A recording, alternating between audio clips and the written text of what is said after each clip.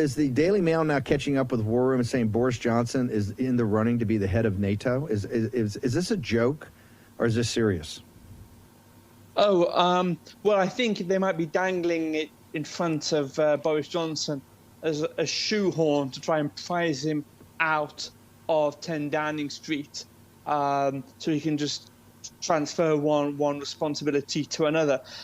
For me, Steve, the actual part of this article that really caught my eye wasn't so much the fact of the of this new bauble, the NATO bauble. It's the fact that the reason is because they have fear that he won't go.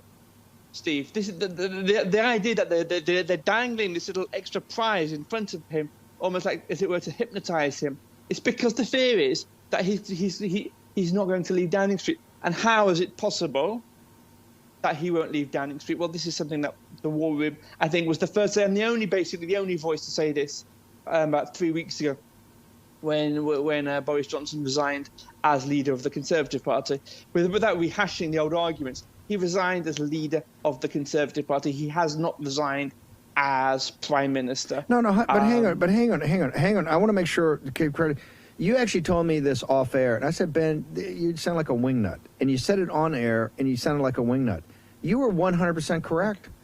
Ben Harnwell sat there when the big turmoil was happening. Everybody's saying he's going to do this. He resigned. Ben said, well, he actually hasn't done anything, right? He just made a Conservative Party leadership. But he ain't going, and he ain't going easy. And he's going to be thinking of every trick. Everything that's been reported on the sophisticated side in the British papers have been how this guy's plotting nonstop. He has no real intention of leaving. Am I not? They all have come to your side weeks after it. Essentially, that's it.